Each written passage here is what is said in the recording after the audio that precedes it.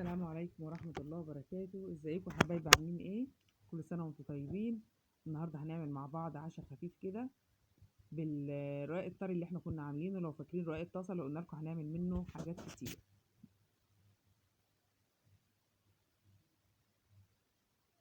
بصوا احنا هنعملها، مش هنعملها باللحمة. زهقنا من اللحمة قلنا نغير. بصوا انا كان عندي بواقي من الفراخ بعد ما بنطلع البانيه، وبعد ما بنخلي الوراك وكده بننضف البواقي بتاعتها، بناخد منها اللحم بتاعها سواء من الصدور او من الوراك، وبنعمل بيها الشاورما بتاعتنا. الشاورما بتاعتنا دي عبارة عن البصل والفلفل، بصل وفلفل والبهارات بتاعتنا والفراخ. تتبيلة الفراخ احنا مش هنجيب مع بعض دلوقتي احنا ازاي عملنا الشاورما. احنا زي ما قلت لكم هنعمل عشاء خفيف كده بالرقاق بتاعنا واحنا قاعدين كده. على فكرة انا ما كنتش هصور ولا حاجة، بس الشاهدة قالت لي ايه يا ماما نصور مع بعض. زي ما شفتوا كده احنا جبنا الرقاق بتاعنا الطري اللي احنا خابزينه. بتقسمي الرقاق على اتنين كده، وبيبقى معانا طاسة مدهونة بالزيت، وبتجيب الحشو بتاعك زي ما انت عايزة، جبنة، فراخ، بطاطس، اللي انت عايزاه. انا كنت عاملة زي ما قلت لكم كده بواقي الشاورما ديت، وكان عندي وقليت جنبها بطاطستين على زيتونتين، زيتون مخلي كان عندي في التلاجة كام واحدة كده، على حتة جبنة موتزاريلا. عندك جبنة رومي ماشي، ميكس على بعض مفيش مشاكل، مش هتقول لا. وهنعملها لهم زي الكريب بتاع المحلات. انتوا عارفين طبعا ان السهرات بتاعه العيد دي بتحتاج طول ما انت قاعده ايه، حاجات حلوه كده. طب اقل التكاليف هتعملي حاجات حلوه كده لعيالك وانتوا قاعدين.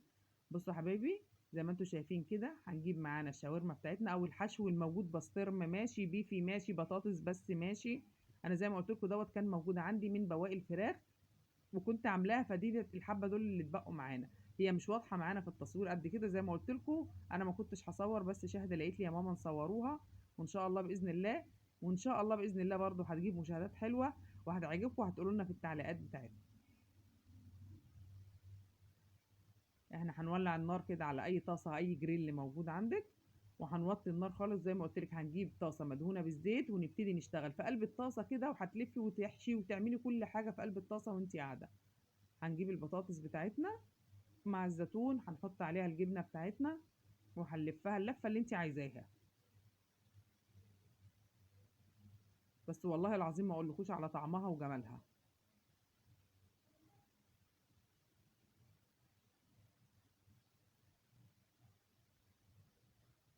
وتبتدي تقلبي كده، هيتحمر معاكي واحده واحده.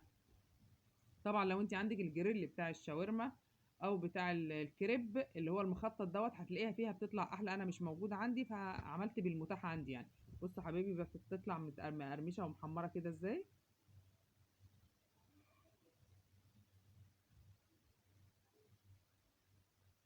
بصوا ما شاء الله، هي مسافه ما تمسك كده في النار بتمسك في بعضيها على طول.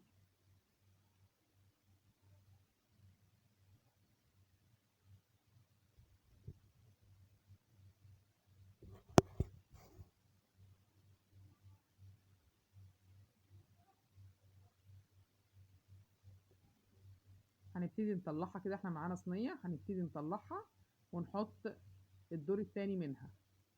بصوا بسم الله ما شاء الله، انا عايزاكم بس تشوفوا كميه الرقاق اللي اتعمل من الكيلو الا ربع دقيق اللي احنا عملناه. زي ما قلت لكم ده الرقاق الطري. على فكره احنا لو عملنا كريب هتبقى باقل، يعني كوبايه واحده من الدقيق على الميه هتعمل لنا نفس الكميه واكتر. بس انا بقول لكم في ناس بتحب ده وفي ناس بتحب ده. بصوا ان الرقاق الملفوف الطويل دوت انا عملته مختلف شويه، اللي هي الطويله ديت، علشان انا ابو يوسف ما بيحبش عندي الموتزاريلا، فميزت له السندوتشات بتاعته بالشاورما، بس بالشاورما وزيتون بس. بص كتري، حطيت عليها فلفل الوان، حطيت عليها فص ثوم صغير، بدحت والله وكان طعمها زي العسل.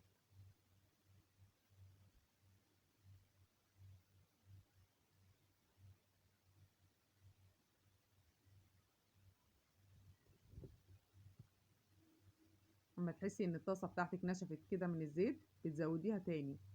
اهي بصوا زي ما قلت لكم، اهي السندوتشات اللي هي مختلفه ديت بفصلها كده لوحدها لما تبقى في حد مش عايز الجبنه الموتزاريلا فيها.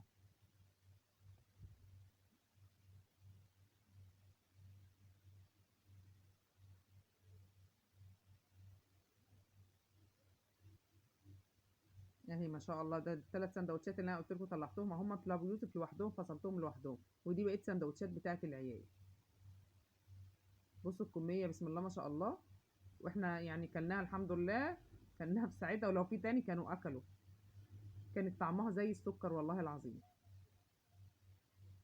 يعني شوف كام سندوتش، سندوتش من ده بقى بيعمل قد ايه بره دلوقتي؟ حاجه و30 جنيه. شوف احنا عملنا كام سندوتش من بواقي التلاجة، ومن كيلو الا ربع دقيق، الحاجات اللي موجوده عندنا. بصوا الجمال. بصوا ايه رأيكم بقى؟ كل سنة وانتم طيبين يا حبايبي. واللي بيتفرج معانا على الفيديو لو عجبه الفيديو يعمل لنا لايك، كومنت حلو وشير، ويفعل زر الجرس عشان ينزل لكم كل جديد. واللي عمل الرقاق وعايز يقوم يجرب يعمل السندوتشات الكريب ديت، ويقوم يجربها وهتعجبه ان شاء الله. بصوا الكمية بسم الله ما شاء الله، بصوا الجمال. كل سنة وانتم طيبين.